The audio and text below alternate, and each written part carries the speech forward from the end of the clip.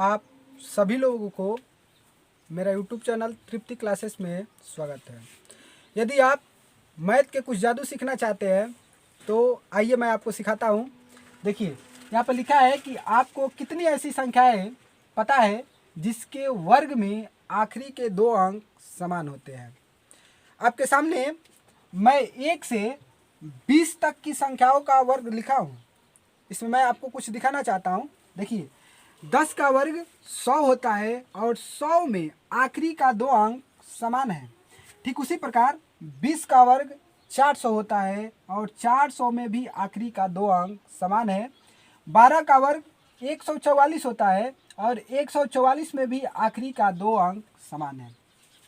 क्या आपको ये पता है कि इसके अलावा कौन कौन सी ऐसी संख्याएं हैं जिनके आखिरी का दो अंक समान होते हैं?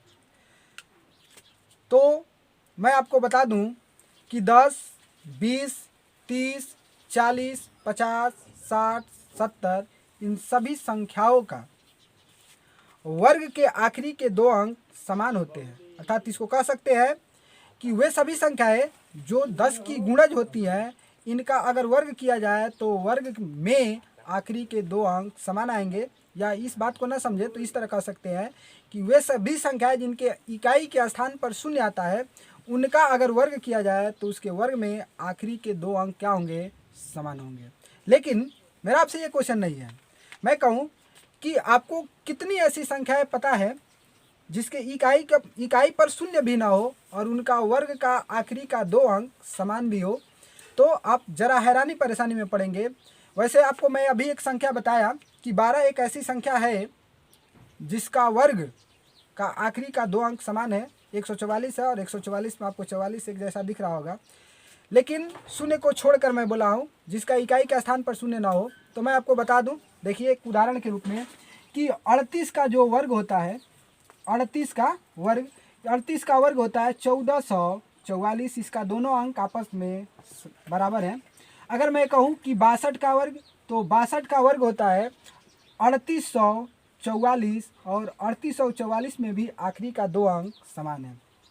ठीक इसी प्रकार कहूँ 88 का वर्ग, तो 88 का वर्ग होता है 7744 और इसके भी आखिरी का दो अंक समान है। ठीक इसी प्रकार कहूँ कि 112 का वर्ग और 112 का वर्ग जो होता है वह होता है 12544 और इसका भी आखिरी का दो अंक समान है। ठीक इसी प्रकार आपसे अगर ये मैं कहता हूँ कि 138 का वर्ग और 138 का वर्ग जो होता है 19044 होता है, इसके भी आखिरी के दो अंक समान ही हैं। यानी आप ये सोच रहे होंगे कि मैं कैसे बता दे रहा हूँ कि 38, 62, 88, 112, 138, 162, 188, 212 इन सभी समस्त संख्याओं का वर्ग अगर आप निकालते हैं तो इसके वर्ग के आखिरी के दो अंक जो होंगे समान ही होंगे। तो आप जान लीजिए कि वे सभी संख्याएं जो 50 की गुणज होती है, अगर 50 की गुणज वाली संख्याओं में 12 घटाते हैं या 12 जोड़ते हैं और जब उनका आप वर्ग करेंगे तो आपको अवश्य ही उसके आखिरी के दो अंक समान दिखेंगे।